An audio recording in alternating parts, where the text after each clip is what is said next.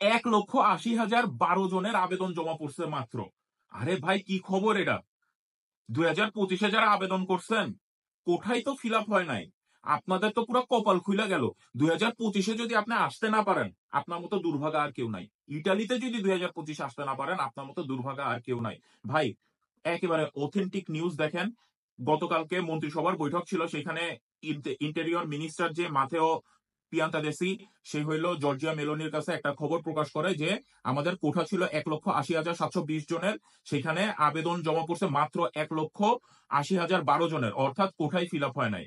যেখানে non seasonal, seasonal, sponsor, agriculture কোনোটারই quota fill up হয় নাই। ডোমেস্টিকের ফিল আপ হয়েছে, কিন্তু ডোমেস্টিকের কথা আলাদা।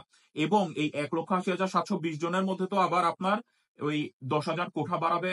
যারা গত বছরগুলোতে কোঠার বাইরে ছিল ডোমেস্টিকে, তারা প্রথমে অগ্রাধিকার পাবে।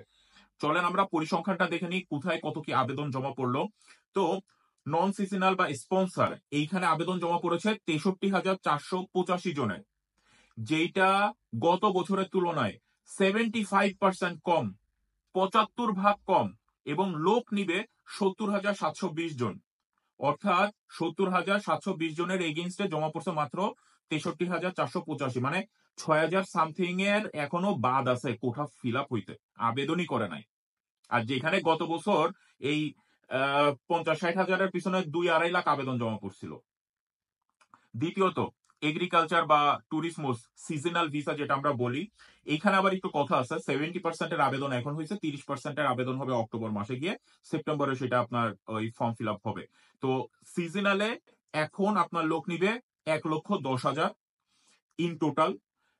আবেদন জমা পড়ছে মাত্র 66,761 জনের, 66,761 জন। ভাই, 80% কম 2024 সালের তুলনায়। লোক নিবে 1,10,000, জমা পড়ছে 66,000। চিন্তা করেন, মানে প্রায় কম করে হলো প্রায় আপনার 45,000 জমাই পড়ে নাই। ডোমেস্টিকের কথা আলাদা, ডোমেস্টিকে বেশি জমা পড়ছে এবং ডোমেস্টিক নিয়ে প্রতারণাও হবে অনেক বাংলাদেশিদের সাথে।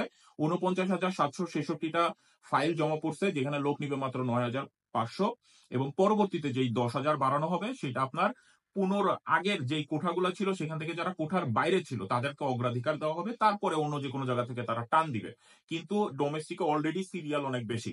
একটা জিনিস মাথায় রাখবেন, ডোমেস্টিকে আপনার ভাই আপনার জন্য আবেদন করতে পারবে না, আপনার মামা চাচা খালা আপনার জন্য, আপনার বাপ ছেলে আবেদন করতে পারবে না। কেন পারবে না? তার কারণ 3rd গ্রেড পর্যন্ত কেউ আবেদন করতে পারবে না, এটা আপনারা মাথায় রাখবেন। ইচ্ছা করলেই পারবে না। এই জিনিসটা সরাসরি লেখা আছে, অনেকেই আপনাদের কাছে হাইড করছে। এটা পরবর্তীতে যখন যাচাই বাছাই করা হবে, পরবর্তীতে যখন ভিসার জন্য যাবেন, তখন আপনাদের হয় ভিসা হবে না, অথবা এখান থেকে ফর্ম ফিল আপের থেকেই আপনাকে বাতিল করে দেওয়া হবে। এখন আপনাদের করণীয় কি? খুবই গুরুত্বপূর্ণ, যে কি করতে হবে। দেখেন ভাই, যাচাই বাছাই তো এরা আরো করবে। এই যে 1,80,012 জনের ফাইল জমা পড়ছে, এর মধ্যে থেকে যাচাই বাছাই করে আরো কমবে, তার মানে আপনাদের চান্স আরো বেড়ে যাবে। যার অরিজিনাল ভাবে আবেদন হয়েছে, ইনশাল্লাহ তার নুল্লাবস্থা উঠবে, তার ভিসা, তার কারণ এখানে তো সময়ের কোনো ব্যাপারই নাই। সময়ের কোনো ব্যাপারই নাই। আপনার যদি 6 ঘন্টা পরেও আবেদন হয়, আপনার তো নুল্লাবস্থা আসবে, আপনার তো কোঠায় ফিল আপ হয় নাই। হ্যাঁ, এখানে কথা আছে কোন শহর থেকে কি, এগুলো আমাদের বুঝতে হবে। কোন শহর থেকে 2,000 আবেদন জমা পড়ছে, সেখানে ধরেন কোটা দিবে মাত্র 500 জনের। কোন শহরে দেখা যাবে যে কোঠা দিবে 2,000 জনের, কিন্তু আপনার আবেদন জমা পড়ছে মাত্র 500 জনের, 1,500 বাদ থাকবে। সুতরাং এটা কাটাকাটি করে অনেক হিসাব আছে এখানে, আমরা তার মধ্যে যাব না। আপনাদেরকে শুধু আমি এটা সাজেস্ট করব, যাদের আবেদন এই ফর্ম ফিল আপ ঠিকভাবে হয়েছে, কিভাবে কনফার্ম হবেন, তাদের কাছে চান ফিরতি একটা ইমেইল গেছে, সেটার কপি যদি আপনাকে দেখাইতে পারে আলহামদুলিল্লাহ, খুবই ভালো। যখনই আপনি ফোন দিবেন তখনই যদি সে দেখাইতে পারে ভালো, যদি সে সময় চায় তখন বুঝবেন ঘাপলা আছে। তার কারণ অন্য আরেকজনের এইটা যদি কপি করে আপনাকে একটা ছবি তুলে পাঠায় বা আপনাকে দেখায়, আপনি বুঝতেও পারবেন না, তার কারণ ইমেলের কপি সবারই সেম। এগুলা এডিট করা যায়, ভালো কথা।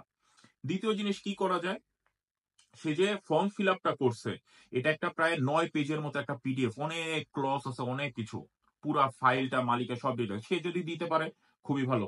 কিন্তু এটাও না দেওয়ার চান্স অনেক বেশি, কেউ দেয় না, তার কারণ মালিকের অনেক ডিটেলস আছে, এগুলো আসলে কেউ দিতে চায় না।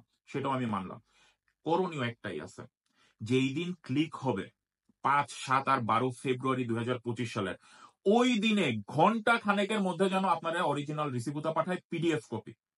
ঘন্টা খানেক হলো এটলিস্ট ওই দিনের মধ্যে যেন পাঠায়। তার কারণ বিগত বছরগুলোতে আমরা দেখেছি অনেক সময় ৫-৭ মিনিটে আপনার চলে আসছে সেই ২০২৩ সালে। আর ২০২৪ সালে ২০২৩ এর লাস্টে ২০২৪ সালের ফ্লুসিতে আমরা দেখছি অনেক সময় ৫ ঘন্টা, ৬ ঘন্টা, ১০ ঘন্টা পরেও অনেকের রিসিভ হতে আসছে। এগুলা সিস্টেম ফল্ট ছিল, আসতেই পারে। কিন্তু ২৪ ঘন্টার মধ্যে সবার রিসিভ হতে চলে আসছে। রিসিভটা কেমনে আসে? আপনি এসপিআইডি দিয়ে ফেসবুকে যেভাবে লগইন করেন ওইভাবে ফেসবুক ঠিক না। আপনি ওদের যেই ওয়েব পোর্টাল আছে সেখানে লগইন করলেন। আপনাকে দেখাইলো এর নামে আবেদন হইছে। জাস্ট একটা ক্লিক করবেন ডাউনলোড। ওকে সুন্দরভাবে আপনার ইয়েটা চলে আসলো, রিসিভটা চলে আসলো। আপনারে WhatsApp এ সুন্দরভাবে পাঠায় দিবে। পিডিএফ কপি নিবেন। ৩৩ কেবি টেবি এত কিছু বুঝি না। পিডিএফ কপি নিবেন ১ দিনের মধ্যে, ওই দিনের মধ্যে যেন আপনাকে পাঠায়। যদি এখানে কোনো ভুগি-চুগি চলবে না। আমার কথা বুঝছেন? সোজা সাপটা কথা। ওই দিনের মধ্যে যেন আপনাকে রিসিভটা পাঠায়। তাহলে আপনি এট লিস্ট একটু সিওর হইতে পারবেন যে হ্যাঁ, আমার নামে আবেদন হইছে। না হইলে এই যে এই কোঠা ফিল আপ হয় নাই, কম আবেদন পড়ছে, এত কিছুর পরেও আপনি ওই কথা আর বললাম না। তার কারণ এই কথাগুলো বলতে গেলে Facebook এর পেজ খায়া দেয়, এই খায়া দেয়, ওই খায়া দেয়। কি যন্ত্রণা! যাই হোক, ভালো থাকবেন সবাই। খুবই ভালো খবর। এই মুহূর্তে আপনাদের করণীয়গুলো আমি বলে দিছি। সুন্দরভাবে কনট্যাক্ট করবেন এবং এরপরে আরো যাচাই-বাছাই হবে। এইখানে আপনাদের আম যেই ডকুমেন্ট গুলো লাগে সেগুলো ঠিকভাবে যেন সে আপলোড করে। পাশাপাশি আবারও আমি বলতেছি আলেজ্জ খুবই গুরুত্বপূর্ণ আলেজ্জ এই বছরের জন্য। আলেজ্জ মাস্ট। শুধু এইখানে যদি পৌরসভায় আবেদন করে একটা রিসিট দিয়ে দেয়। ওই রিসিট আপলোড করলে হবে না। যে আপনার মালিক, যে আপনাকে থাকার জায়গার কন্ট্রাক্ট দিচ্ছে, কত টাকা ভাড়া, কবে থেকে শুরু হবে, সবকিছু ইন ডিটেইলস একটা জায়গায় লেখা থাকতে হয়। সেইটা নিয়ে এইখানকার যে পৌরসভা সেখানে গিয়ে মালিক এবং আপনার যে আপনাকে কাজ দিচ্ছে এই ২ মালিক মানে বাড়ির মালিক আর আপনার মালিক, কাজ দেওয়ার মালিক। ২ জনে ওইখানে যায়া সাইন কইরা এই কন্ট্রাক্টটা নিয়ে তারপরে আপনার জন্য আপলোড করবে। আর যদি আপনার কাজ দেওয়ার যেই মালিক সেই যদি বাড়ির মালিক হয় সে নিজে এই কাজটুকু করবে। কিন্তু আলেজ্জ শুধুমাত্র একটা রিসিট উঠাইলে হবে না, এটা আপনারা মাথায় রাখবেন।